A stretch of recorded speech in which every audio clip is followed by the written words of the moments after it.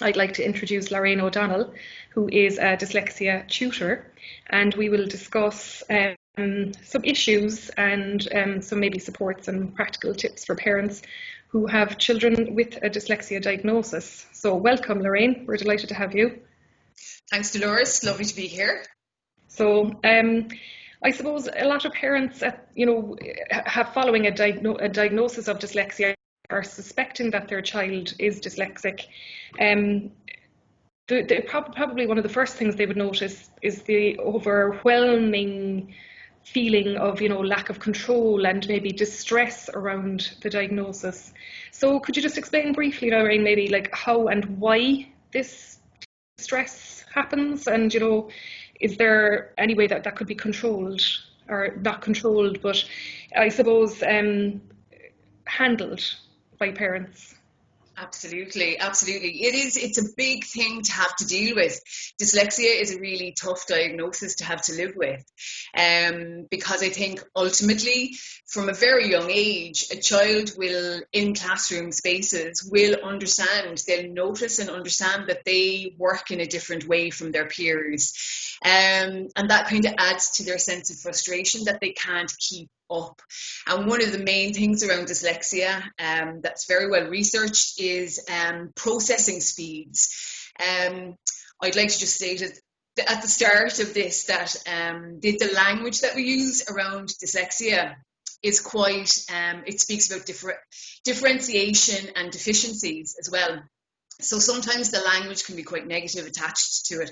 So I apologise in advance if people are feeling a little bit burdened by that. But I suppose the processing speeds for dyslexics are slower. It takes them a longer amount of time to move through certain aspects that need to be processed. It's oftentimes likened to a funnel. So for example, it's like a bottleneck. Certain things get stuck here. So you've got a lot of information going in, and then it kind of gets stuck where the child is trying to process it, or the adult. And that can cause a lot of frustration. And then the other aspect of dyslexia is that people with dyslexia tend to be highly sensitive. And by that, I mean that their senses are very highly tuned. So, for example, a child may like the touch of something and may absolutely hate the touch of something else. Paper is really that can cause a big problem, and obviously we know that books are made from paper, and therefore that can be, if a child can't hold a book in their hand because of the touch and they don't like the feeling of it, then that's going to cause a problem. So sensory overload is a massive thing as well. And then I suppose the other main problem, or the other main challenge that dyslexics face has to do executive functioning. And to kind of translate that means self-management. It's how we manage ourselves throughout the day. It's how I know what time to set my alarm to get up in the morning, to get to work on time, and everything that I need to do in my morning routine. A lot of the time, people who have been diagnosed with dyslexia really struggle with coordinating their routine in the morning time. And you know yourself, if you get off to a bad start in the day, then sometimes the day doesn't look great for you. So I think mainly those are the main points that will affect that sense of being overwhelmed, especially in children. Okay.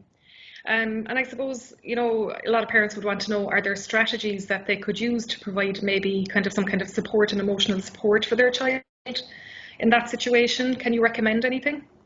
Absolutely. I think that one of the main things to do is to acknowledge that overload and that sensory processing that's going on, especially with smaller children as well, or younger children, that they may not have the language. And I think that as the parent, to start providing them with the language is really important.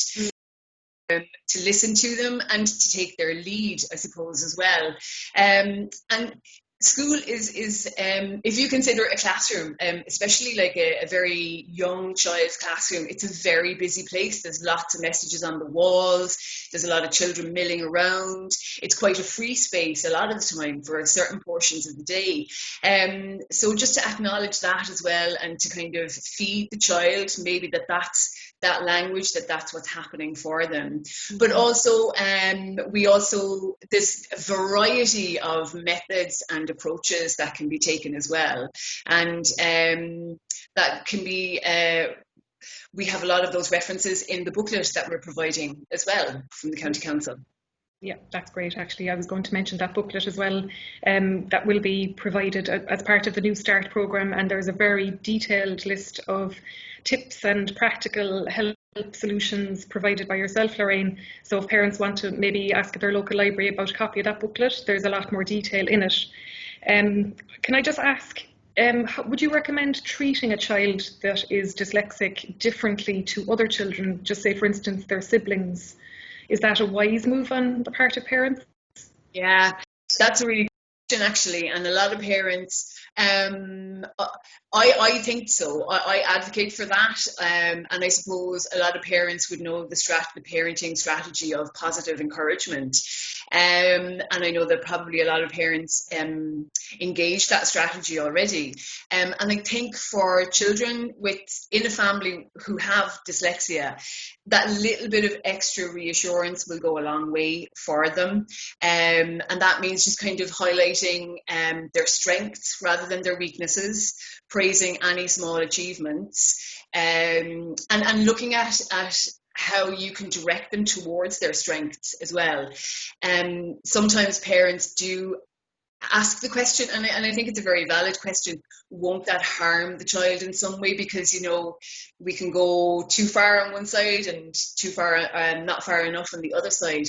But I think for people with dyslexia, going back to what I said about them noticing that they do things differently, that does have a very negative impact on their self-awareness and their self-worth.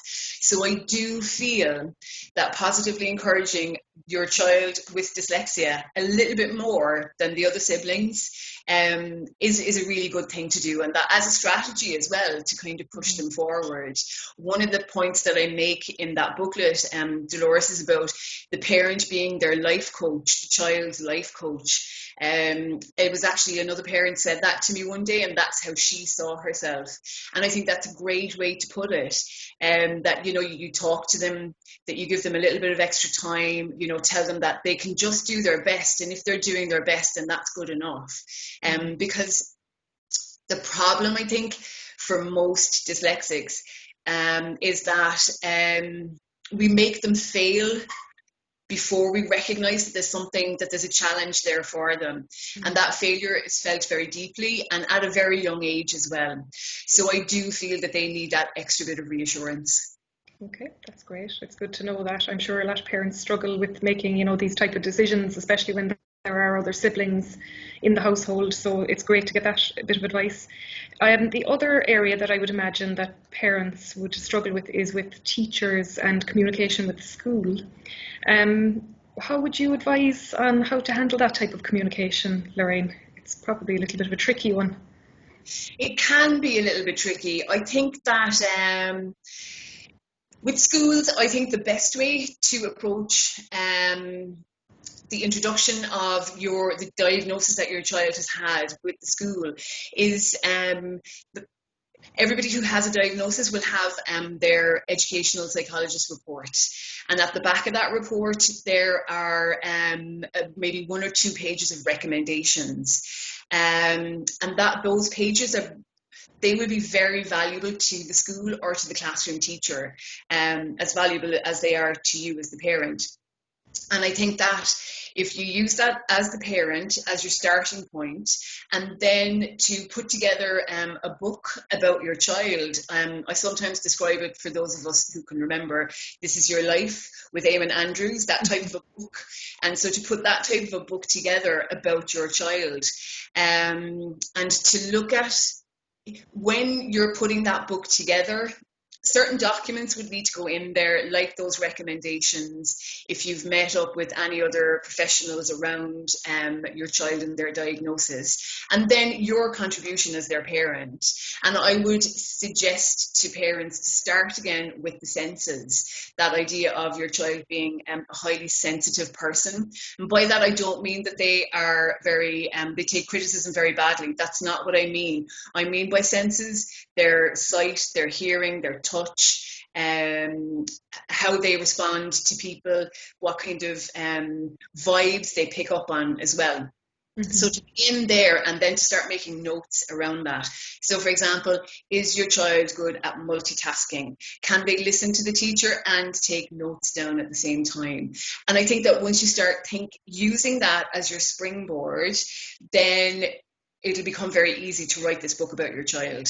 And I think that as your child transfers from one year to another, from one class to another, then you're just building on that information. And then you know that the teacher has that information about your child, and then hopefully you can work together. Very good.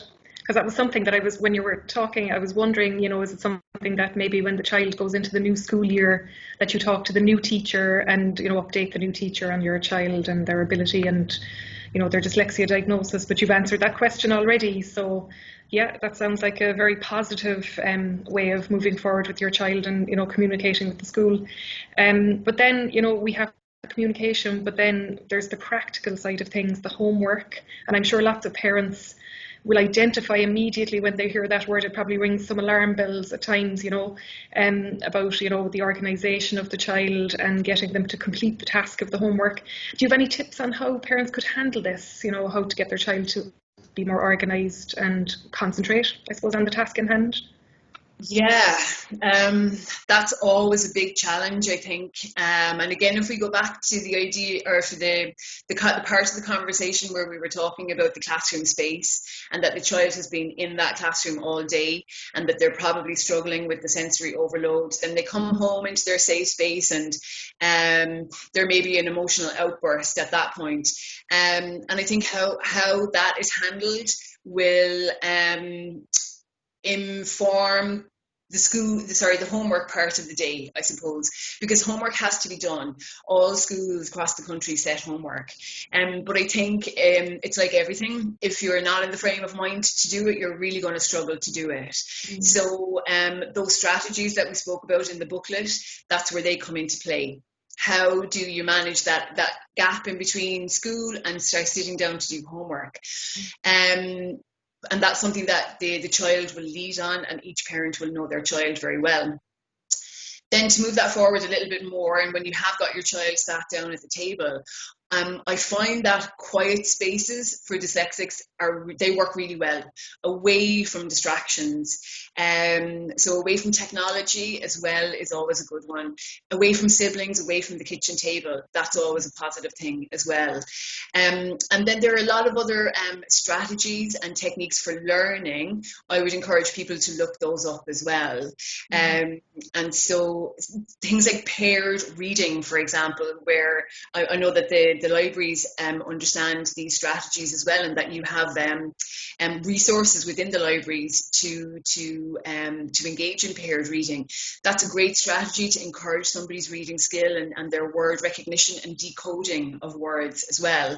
And then there's lots of different spelling techniques that you can learn, and making a game out of it for the younger children especially, so that it's enjoyable, so that it's not a huge chore. However, if homework is becoming a massive challenge for the family, then that's when you need to go back into your school and start to communicate it. Because say, for example, you've got a sibling and they're taking 20 minutes to do their homework, but the child with dyslexia is taking 2 and 3 hours. That's not okay. You need to communicate that with your school, and you need to figure out a plan with your school then as well. And also, do not do your child's homework for them.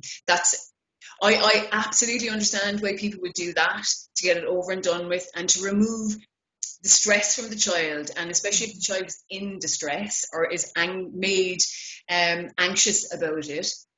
I understand why people would do that, but I would encourage people to not do that, and then to phone your school and make an appointment with them. Okay, so that's very sound advice, really. Sounds very practical. You know, in the instance maybe where a child is struggling with the traditional methods of learning, would you suggest alternative ways of introducing, you know, learning techniques for them? You know, maybe nurture their creativity a bit more or something?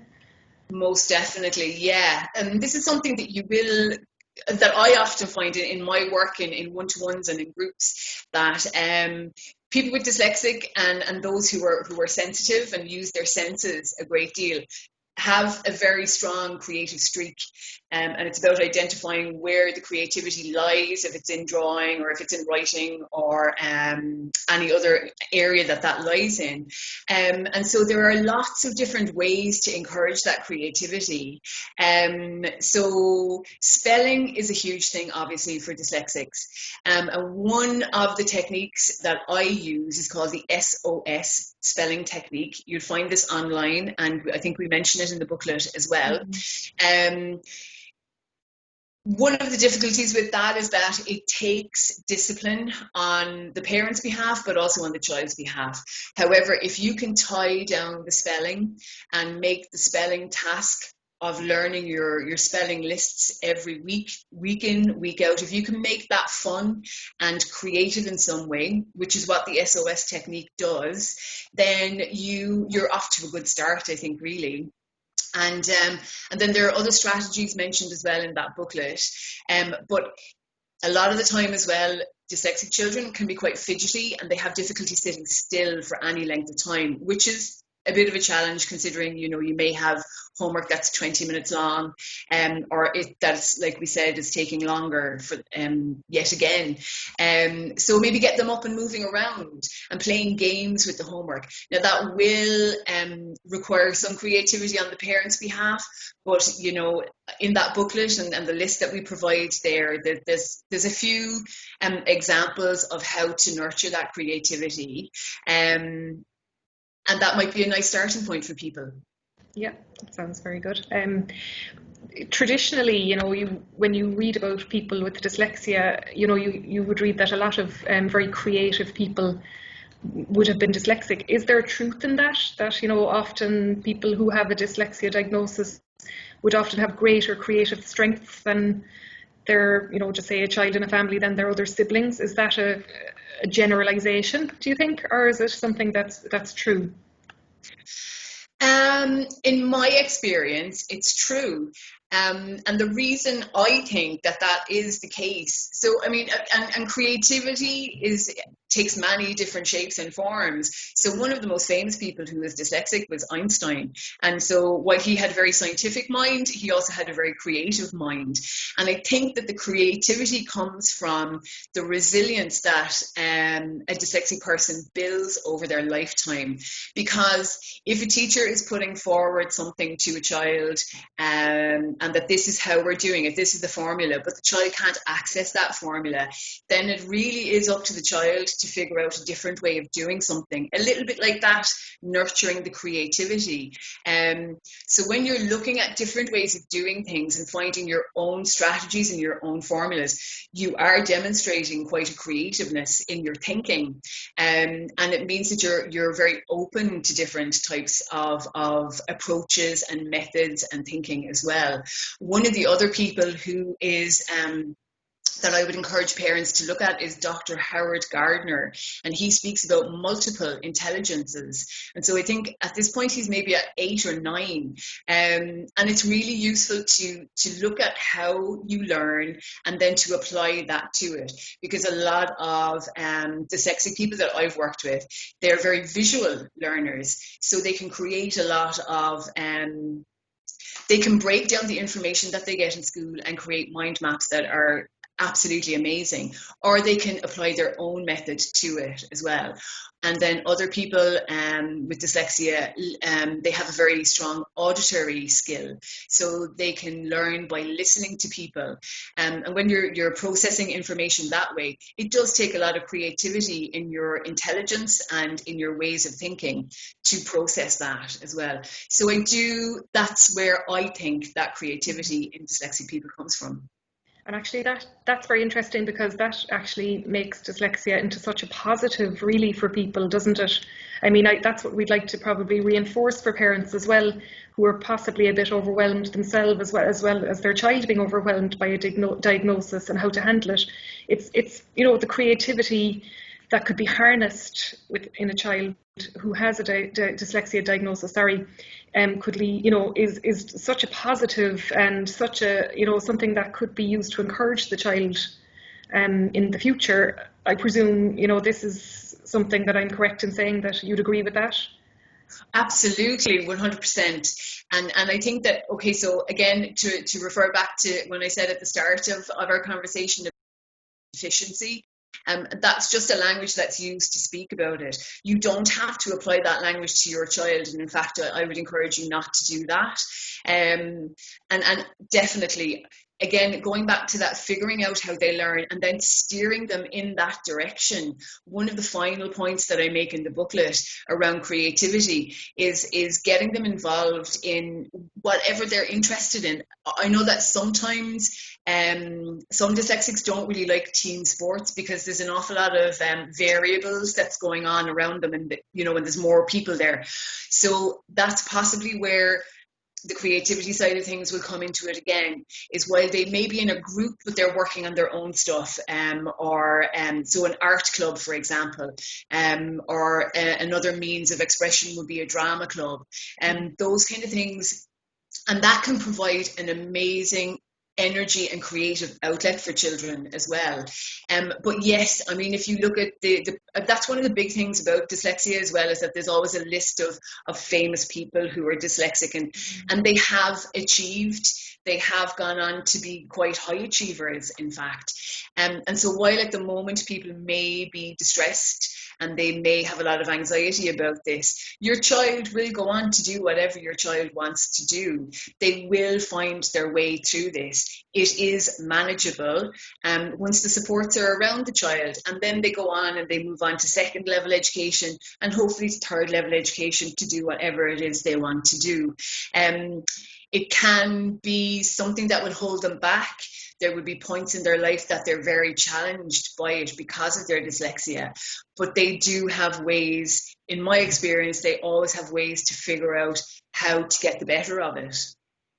That sounds fantastic. It's really sound advice, Lorraine, and I think it's very reassuring for parents as well to know that I mean, there are methods and strategies and tips that they can use to support their child. I just mentioned that you have a Facebook page, My Dyslexia Tutor page, and people can direct message you from there, I presume. Yeah? Yes, absolutely, Great. they can. And you also have an email address. Do you want to say it yourself there, or do you want me to call it out? No, I can do it. It's mydyslexiatutor@gmail.com. Great. So if anybody wants to make contact with Lorraine, those details are there. If you want to contact your local Cork County Council Library and Art Service branch to get those contact details, you're more than welcome to do it, and also to pick up a booklet as part of the NEWSTART literacy programme.